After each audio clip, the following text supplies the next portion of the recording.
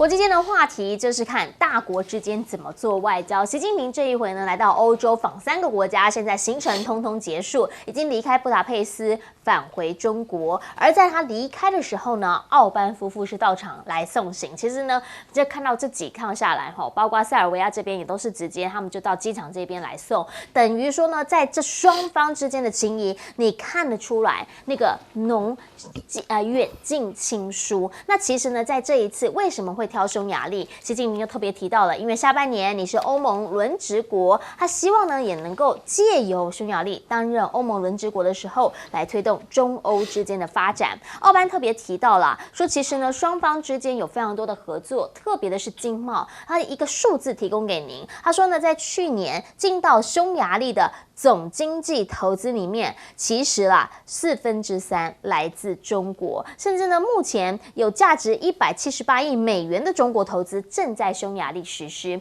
你就可以看得出来，双方之间是真的有一直在往来，甚至是现在越来越加深往来。因为这次习近平呢，他就直接给他带了个大礼包来。好，目前呢送来的大礼包是什么？是他希望把中国长城汽车也来这边设一个电动车厂。这已经不是第一个电动车厂了，因为呢过往大家最熟知的就是比亚迪在匈牙利这边要建厂，先前宁德时代来这边建电池，甚至要说呢让匈牙利变成全球第4大的电池生产国。好，这一些都是现在对岸中国它最厉害的新3样。现在才要再一次的让这一些产业进到匈牙利来。我们刚刚讲了，匈牙利欧盟国家，如果呢直接让这些厂进到匈牙利里面，哇，那是不是欧盟有点尴尬？因为他们现在正在打的其实不就是中国车相关能源车的问题吗？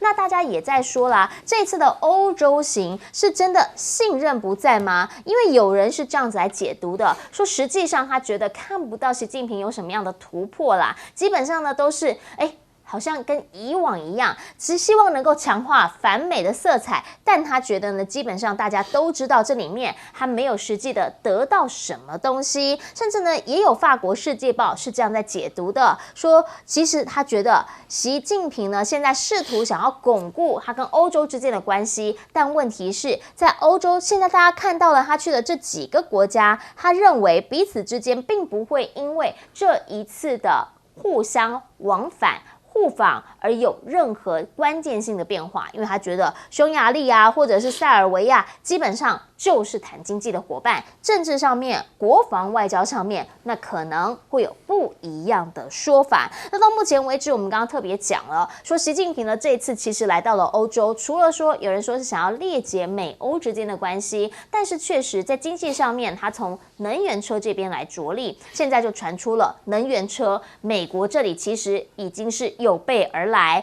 他说呢，要对中国的电动车关税从25%拉到100%，也就是直接拉给他4倍，让他再贵1倍。现在中国这边的讲法是，当然谴责这样子相关的建设或者是计划，因为他觉得会扰乱两国之间的贸易，他们也要捍卫自身的措施。但也有人说，你这样讲，你以为你在打对方，但你认为真的有打到对方吗？原因是因为这种象征性的动作，其实根本就伤不到敌人，可能还会伤到你自己。毕竟啦，你们这一些产品不是依赖美国市场的嘛，你想要打它，会不会到头来反而影响到你自己在这个绿色产品或者是绿色能源的发展呢？这个其实要好好思考一下了。而现在呢，在美国这边跟大陆能源车比较有关系的是这一家公司，叫做极客。好，这个呢是来自于高端纯电动车的品牌极客，10号在美国的纽约证交所挂牌上市，结果马上大涨了超过30%，是近3年来中概股里面最大的 IPO。大家怎么样来看这样子一个讯息？其实呢，就认为这是不是也显示了它会涨？表示投资人看好它，而它现在进到了这个高端电动车的市场，直接的对手就是特斯拉。特斯拉先前股价上上下下，彼此较劲的意味非常浓厚。投资人眼光精准，其实呢，他们讲了钱会说话，也告诉大家对于他们的评判，目前大家的看法是什么？回过头想要请教一下永明老师，怎么样来看习近平结束了他的欧洲访问，但是呢，现在离开了之后，对于他的评价说法，好像有一点两极两端。两极两端，大概可能这些西方的媒体是没有办法接受他的战略、他的温和外交以及他取得的一些成就，特别是在匈牙利跟塞尔维亚，那更不要说法国哈。你看看法国用那个最高等级的国宾接待的方式，然后呢去接待习近平。中法之间的往来，这是中法大国外交，也是针对就是这个叫做我把它叫做后拜登时代。后拜登时代就是说美国的选举之前的这一段时间，拜登一切都是以他的选举为最主要的考量，而美国的这个总统大选在11月到底谁会当选还不是很清楚，川普的机会越来越高，这个世界局势会为之动荡转变，这个时候你要去布局。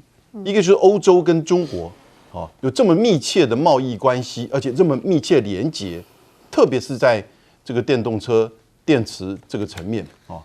那塞尔维亚就要回到1999年5月8号，那个时候塞尔维亚被北约攻击的时候呢，在南斯拉夫的中国大使馆当天也被美国的轰炸机，这个应该是6颗炸弹这个炸毁。造成3人的死亡，所以从那个时候，中国大陆跟塞尔维亚之间的关系就好像是铁杆兄弟一样，没有话讲。那匈牙利呢？匈牙利是欧盟国家，塞尔维亚还在申请中，所以他已经在这个欧盟里面。欧盟是共视觉，大概从2018开始欧尔班上来之后，所有在欧盟里面有关于这种针对要黑中国的声明大概都被匈牙利一国给否决掉。所以对中国大陆的这个支持也是这个非常的深刻。那同时当然也来了许多的中欧班列，然后呢这个投资，这里面很大的一个重要的这个战略设计就是那个匈塞铁路，340多公里的匈塞铁路，它算是动车大概是200公里可以开到250公里左右这样子的一个速度，中间的桥梁公路同时也都是中国大陆这个修建的，这什么意思呢？各位想想看。这个短期内我们刚刚提到的一些投资，或者是跟欧盟的关系，匈牙利要做欧盟的这个，就是说轮值主席，那是今年的下半年，这个后拜登时期。中长期呢？中长期指的是，如果美国不管是谁赢了美国总统大选大概中美关系就开始走向更加的对抗，中美的新冷战就会出现了。如果欧盟也开始去制裁。就是中国大陆的时候，这时候这条铁路将来可能从希腊出海的，就会是中国在欧盟里面的匈牙利的这些厂的重要的物资跟运送的来源。所以你现在觉得匈牙利跟塞尔维亚重不重要？从这个战略角度而言，对不对？其实呢，欧洲在这一趟的这个变化当中，当然他挑这3国一定有他用意。请教一下彬哥，您怎么样来看？原因是因为，譬如啦，匈牙利，因为它是欧盟里面的国家，所以当习近平送上大礼的时候，大家其实也可以嗅得出来他的用意。我觉得这个他们的评论，习近平欧洲行皇室般接待，可是信任不在。你怎么知道他信任不在？我觉得这到底在讲什么？然后更好像说这个习近平一直阿谀奉承，习近平哪里阿谀奉承了？你没有看到塞尔维亚跟匈牙利是怎么接待他的吗？那个场面多盛大吗？我印象非常深刻，就是塞尔维亚接待他的时候，那个广场上到处都是人呐，那个满都是人呐。对，那谁在阿谀奉承谁？那请问一下，马克宏接待习近平算不算阿谀奉承？我就觉得会讲这种话代表什么？你知道？代表急了。因为他们发觉欧洲正在被中国大陆打开破口，不要忘记在习近平到欧洲之前，谁去了中国大陆？肖兹对不对？所以现在是欧盟这些国家一个一个开始在缓和他们跟中国大陆之间的关系，他们开始走跟美国不太一样的路，所以对这些比较激进派的这些评论家来说，他们开始有点急了，因为他发觉欧盟慢慢会被裂解掉。不再这样团结一致，跟随着美国脚步去对抗中国大陆，所以他们才会做这么奇怪的评论。所以我个人是觉得相当荒唐的。如果习近平这种算没成就的话，请问一下，布林肯去了以色列7次，他达成什么成就？你告诉我。那我就不知道这些评论家应该如何去评论这些东西了。那至于说美国要调高25%的中国大陆电动车的关税到100%，老实讲没什么太大影响，因为中国大陆的电动车本来就很少卖到美国去，因为它现在25%关税就已经很高了，而且美国为了保护他自己的电动车，给他们自己的电动车一大堆优惠，所以欧盟不是到处在抓说谁在补贴自己家的产品吗？美国，那你怎么不抓美国？对不对？你怎么只去针对中国大陆呢？未来大家估计啊，今年2024全世界电动车成长大概会销售2000万台，有60%在中国大陆，所以中国大陆自己的市场就足以去吃这些他们的产量。所以美国如果要弄100%关税，最多就中国大陆的车不卖给你而已。可是美国这个市场其实不是电动车的一个好市场，为什么？因为美国电动车成长速度太缓慢，他们周边的这些相关的充电桩啊、相关的配合措施成长得太慢，所以包括欧洲的电动车都不是很想卖给美国。而且呢，特斯拉自己在美国国内的生产量也开始趋缓，开始下跌。甚至在美国还出现一个特别的状况，全世界唯一一个地方哦，它油电车卖的比电动车多。所以美国自己要去想清楚，你用这种保护措施，到最后是美国会被世界淘汰。所以美国人真的自己要去想清楚。请教一下小舰长。我们一直在讨论电动车啊，我们先回想一下2020年，川普跟拜登在竞选的时候，是谁提出来说要遵守2020年的巴黎协定的一个减少碳排放的一个共识？是拜登。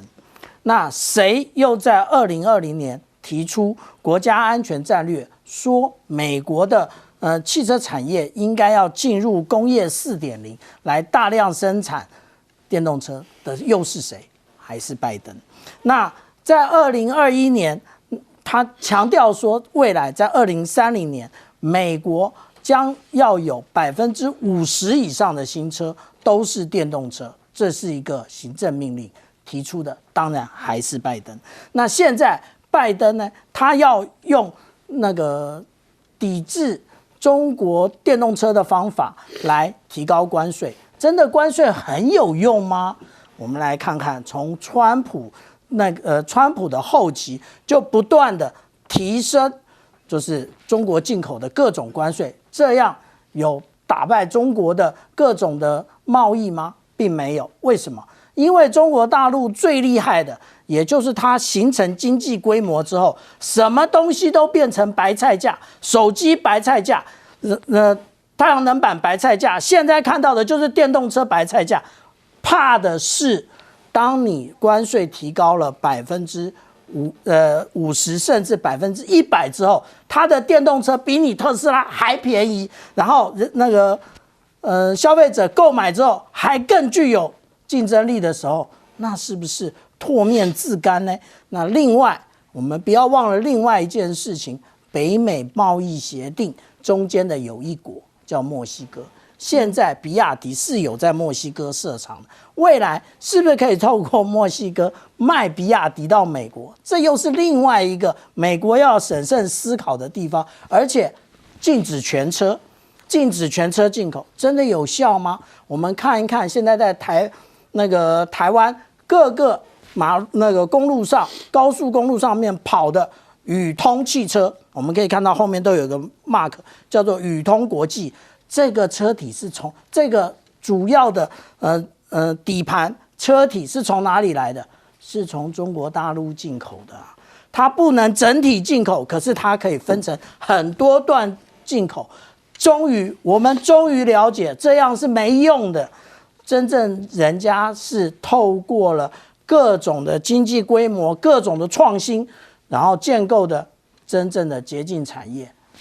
没有办法用关税，没有办法用法令予以限制。好，我们先进一下广告，广告回来继续来说。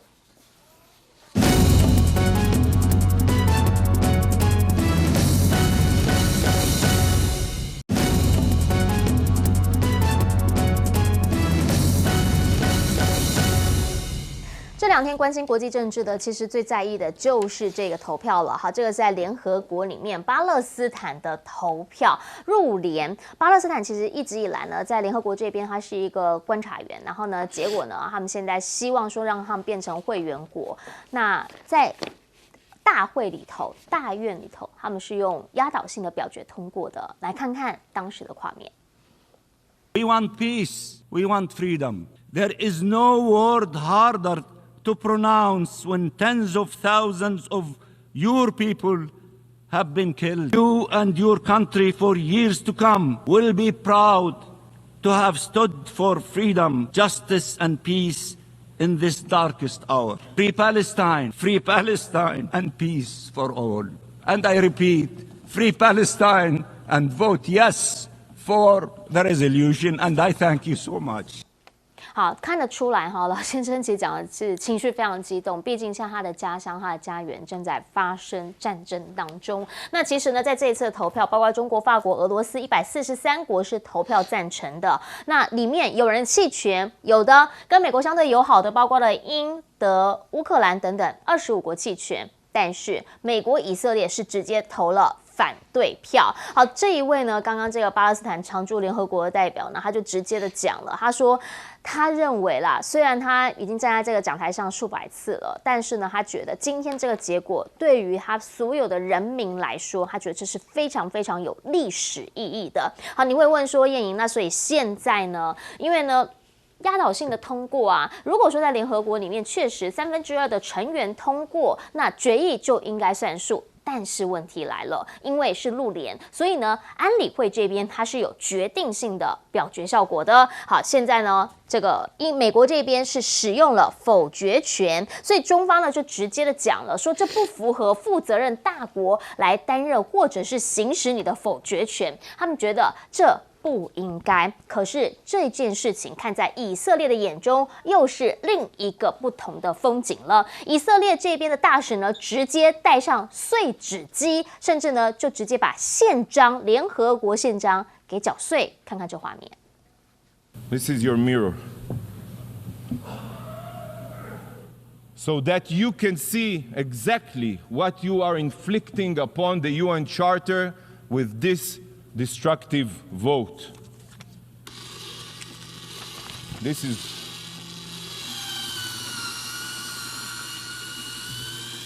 you are shredding the UN Charter with your own hands.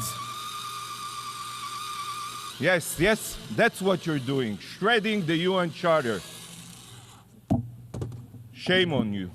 Shame on you。好，直接讲了 Shame on you。好，可是问题来了，他现在呢就讲说，联合国正在姑息凶残的独裁者，但这句话基本上不同的人看有不同的感受。那对于现在呢，虽然说啦，压倒性的投票过程是取得了这个胜利，可是问题是那也只是一个象征性、建设性，实际上面就是直接被美国的否决权给否决了。拜登呢现在的讲法是说，一码归一码，虽然在联合国这边我好像看起来没有很挺巴勒斯坦，但你要知道，我其实在第一线里面，我一直在避免加萨的人道悲剧。他说呢，我直接警告以色列，如果军队进入拉法的话，我们就不提供武器了。重点是什么？重点是不要让他在最后这一个据点发动全面攻击。但是现在呢 ，Political 他们这边的报道就直接讲了，上个星期确实啦，他暂停运了3500枚的炸弹进到以色列，可之前呢？难道之前你没有运吗？那现在对于以色列来说，你以为这样他就怕吗？以色列直接告诉你了，他会战到指甲都在作战，要最后一刻，他绝对不退缩，甚至还直接呛你拜登，你这个说法叫做令人非常失望。看起来他没有要松手。那美国国务院这边的情资又是什么呢？他们的讲法就是说，他现在在加沙使用美国武器是有可能会违反到国际法的。换句话说，美国这边有美国的想法，但是呢，如果你运用到美国的武器去攻击的话，那是不是就违反了国际人道法？好，这一些那确实就能够让以色列退步吗？因为呢，目前所看到就是坦克已经包围了东拉法了。那车子开进去之后，里面的这些难民呢，他们又再一次的颠沛流离，再一次的被迫必须要搬迁他们现在好不容易才找到的栖息地。居民的讲法是，现在在拉法每分钟都会听到火箭的声音，甚至一直看到了有坦克还有直升机在空中盘旋。这一些呢，他们就讲，那要叫我们去哪里？他们的心中的疑惑就是，目前呢，在拉法这边的人数130万人左右，逃离的已经超过30万人了。可是能去哪呢？有一个人带着8个月大的女儿就想问，我从北搬到南，从南再要搬去哪里去？就像羊群一样，你到底想把我们赶到哪里？半岛电视台现在已经在以色列这边被禁播了。他们的报道是说呢，他们看到坦克的炮弹是掉落在各处，甚至呢，他们开始在说拉法这边是不是也快要没有一个安全的地方？大家想问的是，到底以色列这场仗想要打到什么时候、什么样的境界？想要让这群巴勒斯坦人去什么地方，他们才能够真正的安身立命？请教一下杨老师，怎么样来看巴勒斯坦的观察员？他边讲是哽咽着说：“他说这一天这场投票对他们来说，绝对具有历史性意义。”我真的无法想象哈，我们都进入到这个时代了。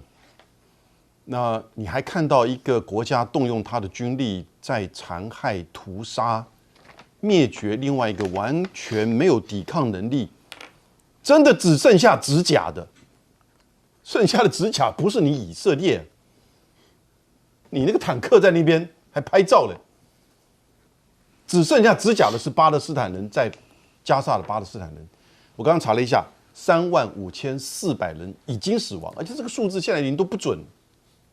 你已经进攻拉法了，已经有10万人在刚才最新的讯息紧急的逃离拉法。为什么？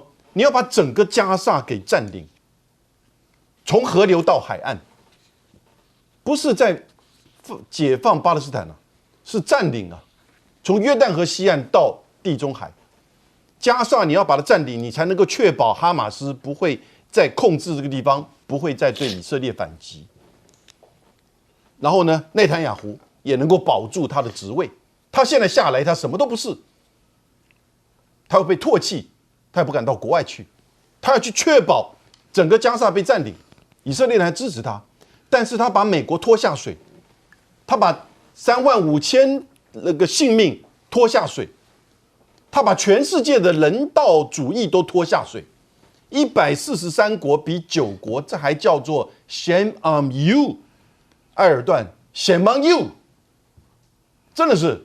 然后呢，拜登还说，哦，不准进攻拉法。哎，你没看到刚才那个是就在进攻啊，正在打之中啊。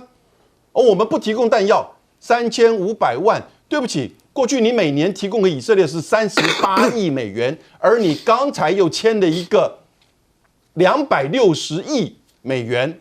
给以色列提供这个炸弹飞机，杀巴勒斯坦人，对不对？虚伪到这种地步，然后跑到这个大屠杀那边去，还指责那些示威抗议只是戴了穆斯林的头巾就被警察棍棒打到无以招架。这是我们知道的美国吗？美国的立国精神、自由民主到哪里去了？只是因为你的选举，你背后的金主福音派的支持，还有什么？还有他以色列的种族，反正他是抗暴，因为他是针对哈马斯这个恐怖主义的回击，就好像911的时候，你去占领阿富汗，攻打伊拉克，也一样造成更多阿富汗跟伊拉克人民的死亡啊。没有被揭露的是这个东西。所以你当然不会去指责以色列了，犹太金主又不断的在帮助你，但这个真的是啊 ，shame on you, both of you， 而且呢，真的是虚伪。请教一下彬哥怎么看？我是觉得这个以色列的这个大使演了一场猴戏，拿个碎纸机在那边搞，谁违反联合国宪章？就是你以色列，你怀疑你在进行种族灭绝，进行种族灭绝的人去指责别人。这根本是个笑话。如果不是美国帮你挡，你们就完蛋了。但是现在就是美国在支撑你们了。你还讲说联合国正在姑息凶残的独裁者，这句话讲对，联合国正在姑息，但那个凶残的独裁者是谁？就是纳坦雅胡啊，不就是吗？然后说他们一直打着招牌说就要歼灭哈马斯，你知不知道在拉法那边剩哈马斯根本没几个人呢？真正的哈马斯在哪里？你知道？在卡达，他们的哈马斯的主要领导人都在卡达那边。你打卡达，你怎么去打？所以这一场战争的目的根本就不是为了歼灭哈马斯，这场战争的目的其实就是犹太复国主义作祟。他们就是认为加沙走廊是我的土地，我要收回来。他们的目的就是这样的而已，就是要把巴勒斯坦人赶走。你像一开始主持人问说，那他们到底要怎么样给他一个活路？他们要去哪里？以色列人不 care 这件事啊，你去哪你家的事，反正不要留在这里就好。你留在这边就等死，就是这样。以色列现在战术战略就这样啊。美国在装说什么？我不会提供武器弹药资源啊。以色列军队现在拿的所有武器弹药就是你美国给的。刚杨永明老师已经讲了，美国是每年提供38亿美金哦，然后他每年这样去资助以色列，然后偶尔说要贷款给我们20亿，我们台湾就高兴得个要死。你看这是什么世界？然后以色列军队现在正在用美军的弹药去屠杀巴勒斯坦人，然后美国人自己装死。所以美国算什么世界霸主？算什么世界警察？这根本就是姑息以色列去做这样的事情。那问题是，现在纳坦雅胡会怎么做？因为他也知道这种时间不能拖太长，拖太长，全世界的谴责会更严重。所以我个人认为，既然已经头洗下去了，纳坦雅胡不会啰嗦，接下来他会加强军力，用更残忍的方式、更无差别的方式，直接攻进拉法去，因为这样才能够快速结束战争，使人只有更多不会少。请教舰长。我们刚刚一开始这一段的一开始，我们看到的巴勒斯坦的观察员，他直接的诉求巴勒斯坦人的悲哀。其实我们想一想啊，从1947年通过所谓的两国方案到现在已经77年了，这真是漫漫长路，到现在为止都无法建国，而且当初的那个巴勒斯坦人所拥有的面积更在逐渐的缩小，快要没有了。那现在在建国，那真正的意义又在哪里呢？我们如果来看一下，现在这个不是乱七八糟的一些图片啊，这是星球实验室所提供出来的卫星照片，由半岛电视台它来比较5月6号跟5月5号之间的只有一天的状况。我们看到5月5号之前一切完好，5月6号全部变成废墟，这个就是现在的拉法。拉法不是未来式，是现在进行式。为什么这么说？我们来看看这一张图，上面这张图片，拉法的正确的位置就在加沙走廊的最南边。现在以色列集结了所有的那个地面的装甲车，准备进军拉法。何以见得？就是下面这张叫做《今日的巴勒斯坦》的这一个媒体它所公布的。我们看到这里全部通通都是装甲车，全部通通都是战车。这个不是种族灭绝。什么是种族灭绝呢？现在连同我们刚刚讲到的国际刑事法院，事实上都对于纳坦雅胡的这一种种族灭绝的行为，准备要提出告诉。如果是这样，但是却动不了以色列的话，只证明了一件事情，什么事？也就是实际上来讲，无论是那个以巴咬狗的被咬的美国，或者是以色列，这个都在崩坏整个联合国的一个体制。怎么说？就是我们之前曾经讲过的，联合国的安理会它的决议是有强制性的，不是通过了停火吗？你们有执行吗？根本就不执行，根本就当做一件根本就是这一些。看中国在做什么。中国国家主席习近平访欧结束了，他在匈牙利这一站引起了很多的关注，也非常有意思。先听听看匈牙利看到这个献花女孩，15年前送过她花，她怎么说？令我非常感动的是，昨天下飞机以后，给我献花的那个姑娘，他们介绍说，她就是15年前给我献花的那个小姑娘，当时只有6岁，现在长大了。从小姑娘到一个美丽的少女，这不就是象征着中匈友谊友好的一个成长？当然，匈牙利也一样跟在法国一样高规格接待习近平。奥班总统他自己怎么说呢？他说：“欢迎来家里哦，听听他的谈话。” Because we came from East, we still remember, and many Hungarians very eager to maintain the memory of having an Eastern origin. It's a good reason to say to your president that feel at home.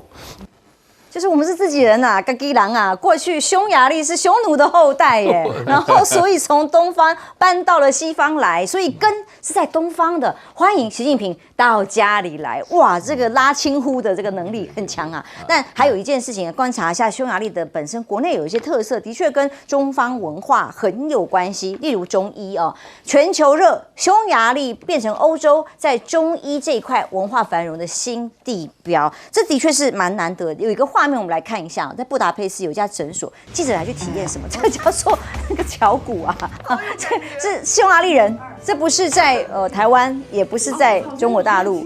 他是一个中国大陆的记者跑去体验这个正骨啊，骨盆的这正骨的推拿，居然是欧盟当中唯一一个第一个啦中医这个中医立法的国家，在匈牙利也很盛行针灸等等的，就代表着中医制药厂啊，中医的产业在匈牙利是很受认同的。那还有啊，中国乒乓球的奥运冠军陈梦曾经有一个故事可以告诉大家：2022年他去参加布达佩斯举行的世界乒乓球大赛的时候，突然身体不适，因伤可能要退出了，结果就在匈牙利用针灸，叫做火针爆刺，这我还不知道这是什么，给治好了，哇，顺利完成比赛，还打进了4强。还有更厉害的，来看看这段画面，是布达佩斯的民众对中华文化情有独钟，少林寺都在匈牙利耶。你看看这个10万人学少林功夫在广场上的画面，中国功夫在匈牙利被说很受欢迎哦，经常各种的警察的教材就是什么，就是禅舞。还有警察的日常训练就是有少林寺的功夫，那编写的人是谁？是少林寺的弟子啊！匈牙利的警察局总局练习这个叫做释行红的人，2003年就倡议成立了禅武国际联盟啊！看这些画面都是广场上很多人在学这个相关的功夫啦，很有意思。所以从习近平的行程，我们来看看，从塞尔维亚结束访问之后，在匈牙利联合声明里面再度谈到什么呢？正经的事来谈，除了文化上的交流啊，就是双方中欧班列发展更重要的成效要来定调，同意建立2国政府之间中欧班列的合作机制。有个画面，当我们看到说从经济啊通往匈牙利、塞尔维亚这个中欧班列常态化，石家庄国际陆港开始飞起的这个起飞的这个叫做中欧班列的鸣笛启程的概念，哇！18天之后就可以从新疆阿拉山山口岸出境，抵达布达佩斯。这一段这个货运的行程物流等于是开启了一个新里程碑。那李强之前到新疆去考察的时候，就喊出要向西方开放桥头堡的这个概念，双方这个陆路的通航，几乎中欧班列在这个地方产生了一个新的历史纪元。那还有呢，习近平结束了欧洲3国之行，就来看看成果盘点如何咯。他乘坐的专机已经起飞，离开布达佩斯的时候，匈牙利非常的礼遇，还有2架的空军战机升空护航。到机场的途中，有很多华人华侨去给他欢送了哦。但他说，在即将回国这个回首回眸啊，他形容叫做什么？一次意义非常非凡的重大外交行动。因为3个地点在法国的时候去了图尔马莱山口的驿站，这个是马克宏的故乡；塞尔维亚去了和平别墅，到了匈牙利去布达佩斯第一高楼，所以中国的驻法大使形容的非常的文青，他说这个叫做开轩面场圃，把酒话天下，哇，高高低低都在高点。而习近平的回国前的谈话是说，从西欧法国到这3个地方哦，都是今年首次出访，既面向3国，也面向欧洲，非常重要的一次里程碑。亮哥，这个匈牙利这个国家真的很特殊啦啊，因为它往下接塞尔维亚就进入巴尔干半岛，那往上大概就是整个东欧嘛啊，左边是奥地利，那乌克兰直接出来就是接斯洛伐克、波兰跟匈牙利啊，所以这个匈牙利本来它的立场就很特殊了，它就是这个欧盟里面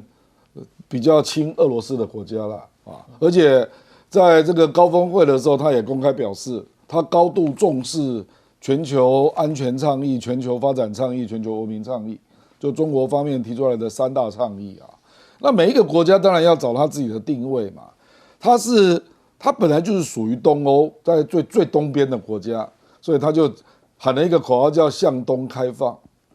那去年中国大陆在匈牙利投资是76亿欧，占58%啊，所以而且中国大陆显然就是把匈牙利当作电动车投资的桥头堡啊，工厂，比如说宁德时代就来匈牙利投资，那现在比亚迪要盖一个汽车城嘛，是，那未来电动车的大部分的零组件就会在匈牙利落地，他也是要向欧盟表示说，我不会独享利益啦，我会来创造欧洲人的就业，那愿意落地生产啊，那匈牙利自然而然就会去帮中国讲话啊，因为他自己得到好处嘛。中国大陆在7合城还没有兑现之前啊，因为这个刚公布，他目前在匈牙利创造的就业就已经超过1万人啊，所以你再预想，这个习近平又在这边做了承诺，说那个中欧班列可以延伸到那个匈牙利这边来，这个当然又是一个贸易上的大利多嘛。而且匈塞铁路也是中国协建的啊，所以你看他这次走的哈，实际上习近平是他选择整个欧洲，选择这3个地方是很有战略性的啦，就是匈牙利跟塞尔维亚就是东欧波罗的海这一挂嘛，那法国就是欧洲里面5常的国家嘛，而且一直都跟 Anglo-Saxon 是处于有点竞争状态，所以他当然要扶植欧洲这个比较能够跟中国结合的力量。第一个是政治就是那个就是法国嘛。那经济，我认为他就是透过塞尔维亚跟匈牙利来表现跟中国站在一起可以得到的好处啦。下面实际上还有另外一个国家就已经得到极大好处，那个国家叫希腊了。可是那个有点在欧洲的太边陲啊，港口发包，就是港口发包嘛，他等于是救了他的港口嘛，不然破产。对，所以我的意思就是说，他现在就是知道说要敲动欧洲这个板块，要从哪里开始，所以就是政治上就从法国开始啊，那期待他更独立自主啊，比如说南太平洋岛屿也要合作了啊，直接对加沙表态，是反对以色列打拉法。支持2国方案，然后中国大陆也表示说，俄乌战争他愿意来协调、来和谈嘛。然后巴黎奥运，他同意法国的主张啊，说奥运期间不要有战争。是的，这个马克龙听得多爽啊！对，所以我的意思啊，事实上是很巧妙的，透过一些细致的安排，而且你可以发现，习近平都在当地主流的媒体发表文章哦。他外交坦白讲做得蛮细致的，没错，而且都提出真正那个国家需要的东西，表示事先大概都已经谈过了啦。所以你看匈牙利他一下就出台了这个大概双边的一个协议嘛，有10几项嘛，那高峰会也有好几个共识的要点这样哈。所以我是觉得，那当然那个塞尔维亚就更进一步了，还去回顾一下当年被炸的那个场景，真的。那间接又再谴责了一下美国主导的北约，对，因为塞尔维亚当年被连续炸了78天啊，这真的很过分啊，真的有点过分。岳老师怎么看哦？在美国的围堵底下，中国大陆习近平这一趟简直就直接就告诉美国说，我走了自己的路，而欧洲国家这些突破口就是要给美国好看的嘛。我觉得大陆我们上一个单元介绍他的国防这个单元介绍他的外交我觉得他外交表现的可能比他国防更好。他的外交好到什么程度因为我去过匈牙利首都，匈牙利的首都叫布达佩斯，是2个城呢。我从那个佩斯城的话呢，低下看到那个布达的时候，它非常漂亮好美。但是我有个好朋友，他是这个匈牙利的这个大学教授，做科学哲学的我跟他提到过一次，你们匈牙利人是不是匈奴的后代？完全否认。他说我们匈牙利基本上是奥匈帝国的一部分。就奥匈帝国听起来比较有面子那是25年前的事情现在的话呢，奥班自己亲口讲，我们是匈奴的后代，你来到我们这里，来到家里你们在汉朝的把我们的那个南匈奴、北匈奴都灭掉了，害得我们跑到这边来，欧洲人很弱，一下就征服了匈牙利其实他人种不愿意承认是吗？那个叫西匈奴对，我跟你讲你那个讲匈牙利人以前大家讲的什么中国什么的、土耳其什么的，一般来讲没有人愿意承认的啦。但是现在就不一样，的确是中国外交做得很好了。你不要说是少林寺跟什么中医了，我跟你讲，在大陆莲花清瘟丸都没人吃了，到了匈牙利宝贵的不得了。我就必须要强调一个重点就是说。这个匈牙利人，他本身他人种上既不是斯拉夫人，也不是拉丁人，更不是日耳曼人，他是马扎尔人的。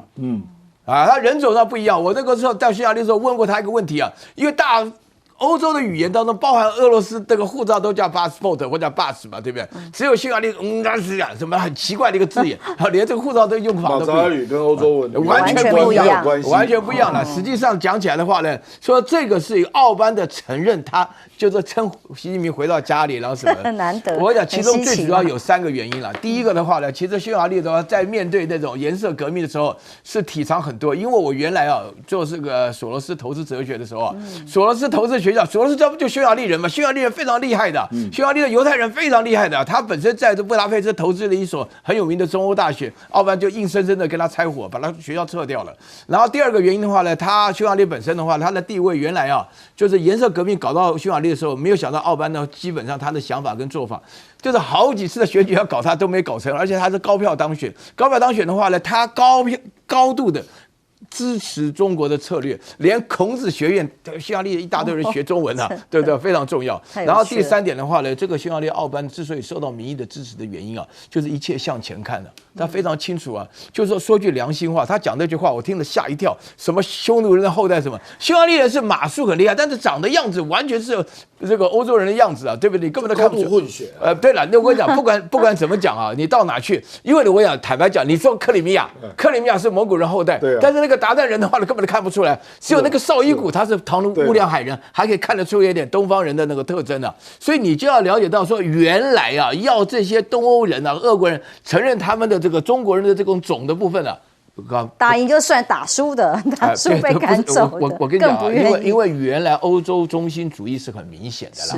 啦，对不对？那现在的话呢，基本上的话呢，大家都会发觉一切都要向中国看，因为中国本身中欧班列，那你这次可以看得出来，像这次的外交非常成功，非常厉害。法国就不要讲了，它是整个欧盟当中唯一的联合国的常任理事国，对不对？那匈牙利我们刚刚讲过，塞尔维亚更不得了因为塞尔维亚实际上也根本打从心是南斯拉夫，从头到尾我认得的南斯拉夫人，当年我在读书的时候，他们都认为自己是欧洲人从来没有想到跟中国有这种关系但是塞尔维亚很可怜是南斯拉夫最重要。原来的话呢，我们现在称之为贝尔格莱德，我读书的时候叫贝尔格勒。那个时候，他们中国驻贝尔格勒的大使馆被炸的时候，他自己被北约炸了70-80天的时候，他是面对了非常大的压力。现在基本上北约把塞尔维亚完全推给中国，塞尔维亚这次招待习大大的这个态度基本上超乎想象，这是一个非常成功的外交访问。教授怎么看这次欧洲行对于中国大陆来讲是一个新的里程碑吗？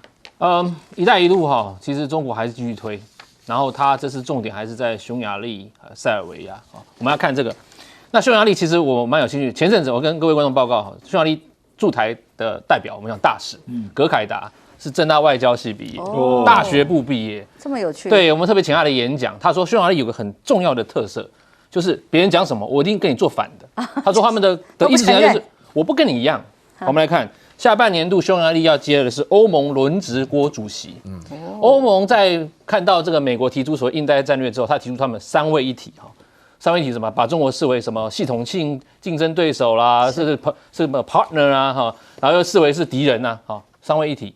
那奥班说你们在讲什么？中国就是他自己讲。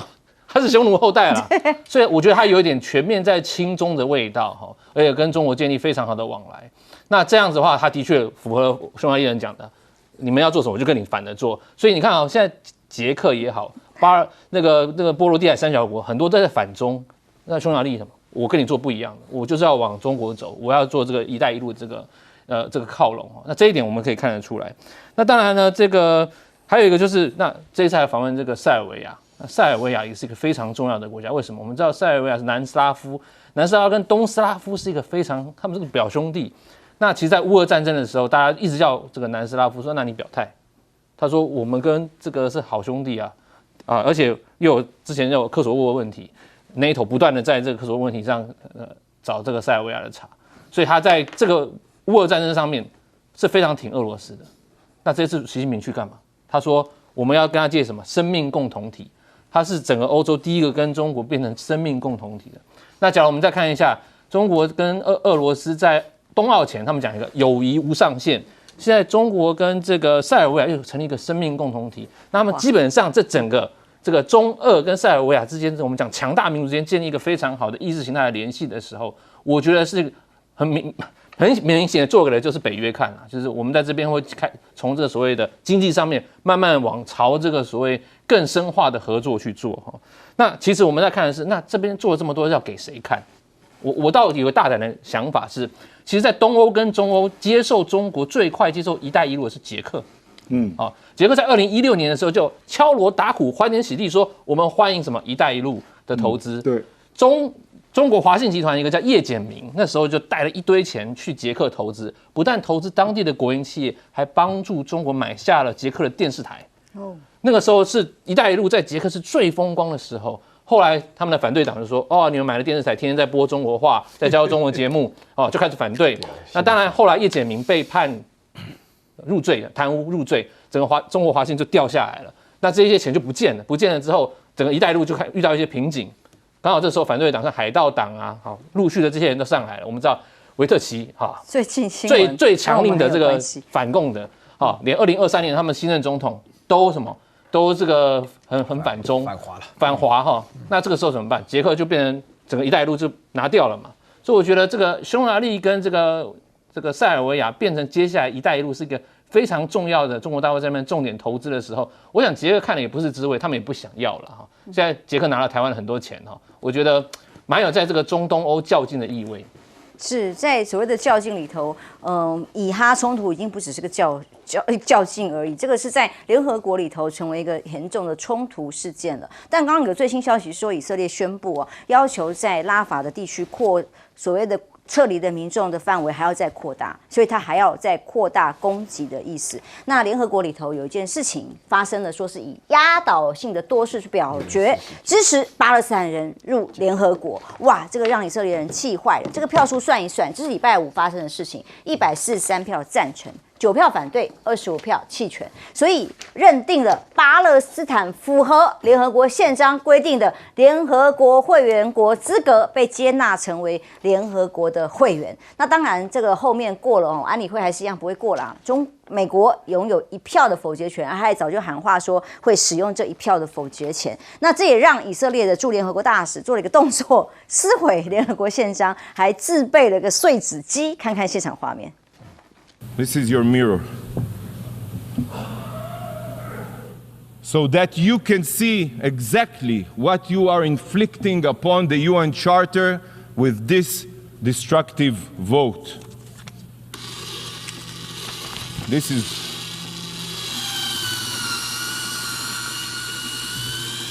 you are shredding the UN Charter with your own hands. Yes, that's what you're doing, shredding the UN Charter. Shame on you. 这也蛮像我们立法院的，没有这种氛围，这个感觉对干呐、因为他直接跟台下143个其他的国家，你们投了赞成票，我就把你们联合国宪章给撕毁了。当然他们也成立了谴责案，谴责他灭绝这个种族等等的，所以显然以色列没有要退让。当美国说以色列是恐怕会违反国际法啦，以巴冲突以来是现在美国最严厉的一次批评。美国国务院的报告说，以色列在加沙走廊的军事行动使用美国提供的武器，可能违反国际人道法哦。那一旦违反的话怎么办呢？现在只是暂停武器供应，还没有全面不供应啊。那没有提供足够的证据来阻止美国继续交付武器，所以只是暂停而已。可是然后呢？那现在看起来以色列没有要停，甚至还要扩大整个冲突或者是攻击的范围跟目标。而乌克兰呢？乌克兰一样，在美国的很多的因素里头，现在战争也还继续着。泽伦斯基现在被说，撤换乌克兰的国家卫队队长，为什么？因为有2个人差点他被杀掉，差点被暗杀，有2位内部的成员涉及要暗杀总统啊，所以立刻解除了这个国家卫队负责人鲁德的职务。当然他强调是说是被莫斯科吸收，但显然在国内一定也有不同的声音，泽伦斯基必须要面对。其中，美国向乌克兰追加这个4亿美元的军援呢。泽伦斯基说，因为现在整个俄罗斯乌克兰是整个在激战，尤其是在东北部的哈尔科夫这里，已经有地面攻击直接大规模进行当中，整个前线啊激烈战斗。美国宣布追加4亿美元去军援他，让他可以打下去，至少大选前不要停，是这样吗？但是在科技大战，美国科技大战仍然是不是一个没有武器，在这种围堵里头各自的被找到破口吗？这个是美国华盛顿邮报的报道哦。他说，拜登除了宣布提高电动车关税，可能会怎么提高到多高呢？100%啊！刚刚讲到电动车要进到欧洲，现在匈牙利各种的布局如此，在中国电动车要进到美国啊，他可能考虑要进行100%的各种关税限制，让他完全没有办法进到美国跟竞争吗？那美国对于中国的所谓的新3样加征关税，打击大不大？彭博说，真正的威胁在后面。怎么说呢？因为这个政府的高层最快下周会宣布，针对中国的新3样可能的绿能产业啦，或其他的项目，这是蛮核心的产业，都会加关税，这才是真正的关键。但不认为这些限制会削弱中国的经济成长，重点是在威胁其他国家哦，你不要做同样的事情，或者是其他国家不要卖给他某些关键的这个资源，如此而已吗？那另外跟天津大学合作敏感科技这件事情，众议院。美国的众议院啊，说中国问题特别委员会特别提出来的，要求这个学校必须说明为什么可以跟中国天津大学在敏感科技可以合作。这个是乔治亚理工学院啊，因此因为跟中国军方合作有关，把它列入了出口限制，什么都要挡，什么都要防。学校的合作也是如此。而华为禁用美国的2大厂晶片，被说难道死定了吗？这是拜登的禁止，包括 Intel、高通，因为发现这个它的手机新产出来的项目里头一拆解都是自制的吗？是不是也有跟其他 Intel 高通的合作呢？所以路媒消息指出，华为就研发了麒麟处理器，不怕啦，你怎么进 Intel 高通都不影响它的新科技发展嘛。亮哥看到以色列现在的这个作为，其实也都是让大家觉得瞠目结舌，过去也没有看过的画面。对，美国这个是真的第一次拿出杀招啦。那个布林肯去中东7次呢，都是玩假的。可是这个暂缓运输武器，这个是有用的。它暂缓了哪些武器啊？2000磅的炸弹1800枚啊，500磅的炸弹1700枚啊。那这个2000磅的炸弹丢下去的后果是什么呢？300米半径内无人生还啊！你去想一想啊。那当然，美国就是找到了一些证据嘛，发现以色列乱丢嘛。让你造成了很多无辜的人的伤亡嘛，已经有证据了，所以我觉得这个也是拜登在救自己了，就是说，好，我就暂缓这些，那我看你接下来拉法你怎么打，啊，那如果他打又传出一些画面是高度违反这个战争人道罪啦等等啦，啊，那我认为拜登就会继续缓下去，啊，那这个时候刚好川普跳出来痛骂拜登嘛，那拜登在这里就可以挽回一些选票被骂反而挽回选票，真的是这样啊！现在真的是这样啊！因为我看到一些民调哈，因为我们说7个摇摆州，现在拜登已经赢回2个州哦，终于他还输5个了啊，可是赢回2个州啊。那这个就是一个 game 嘛，就是觉得纳坦雅胡你也不要太嚣张，我已经很挺你了啊，那你还要让我继续沉沦下去吗？我被学运淹没，那我到时候怎么办啊？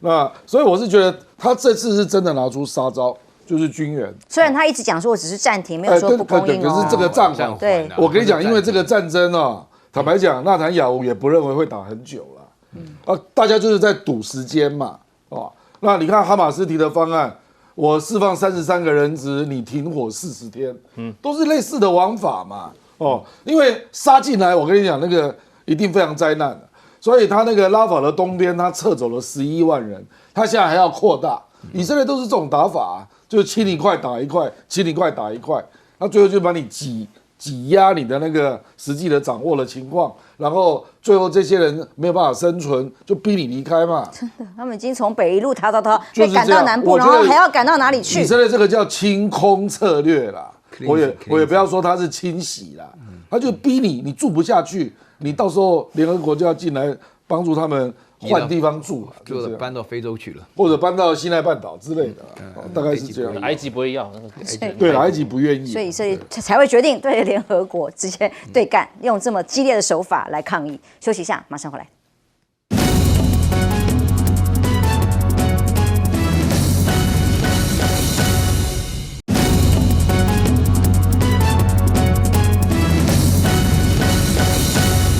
俄乌战争，现在俄罗斯正在针对东北的这个部分地面部队继续挺进，而泽伦斯基在内部倒是面临了很大的压力，说差点被暗杀掉了。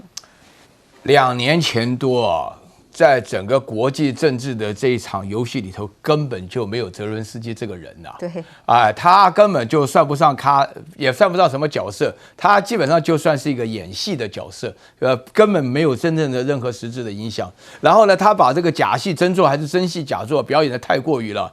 那因为的话呢，他这种表现的方式，每次都穿的那个汗衫啊，军队汗衫啊，跟美国要钱啊什么的，这个钱就非常来了，让这个乌克兰啊感觉到说这个家伙还挺会要钱的。那基本上的话，乌克兰也全力支持啊。乌克兰逃走的人数是他的1半啊，那是破2000万人啊。那原来就是个4000万人国家，那这个征兵都征到不行的情况下的话呢，我觉得整个乌克兰人对于泽伦斯基算是很支持的。但是有3个现象，请大家注意一下。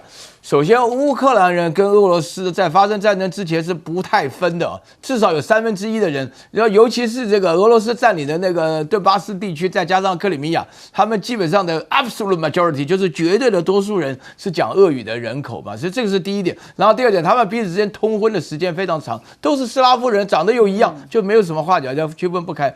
然后第3点的话呢，乌克兰一直属于俄罗斯或者苏联的系统很长一段时间，要勉强分开不容易了。但是泽伦斯基到了什么时候真的出现问题呢？就是有一个这个参谋总长很受欢迎的扎罗日内啊，被他这个开除了，跟他意见不合被开除了。那泽伦斯基在整个估算当中来讲的话呢，就会发觉说，目前觉得有一点困难。他现在的维持完全是拜登希望他能够撑到选举完啊！我不晓得他能不能撑到，但是我觉得要人没人，原来是要钱没钱，现在钱来了，但是这个钱给的非常不痛快。为什么这个钱给的不痛快呢？因为他要了很久，然后来了以后呢，哼哼哈哈的算起来。那个美国的众议院通过钱里面最爽快的是给以色列钱的，以色列钱呢原来是140，快变成260啊！对，哎呀，那还得了？要5毛给1块，你说奇怪不奇怪？对不对？你可以了解到这种情况，那你就会了解到说，人家政府都是有不是这个乌克兰一看，哇，不得了啊，这个差别很大，比较快。那所以说的话呢，目前为止的话，我刚刚前面讲到说乌克兰跟俄罗斯之间的关系，所以导致很多人就不爽以后。说要是能够解决泽伦斯基，都可以解决了乌克兰的困境，也让美国很难堪，也让俄罗斯非常高兴，就会这个结果。所以俄乌战争现在看起来也不知道到底下场会如何。休息一下，马上回来。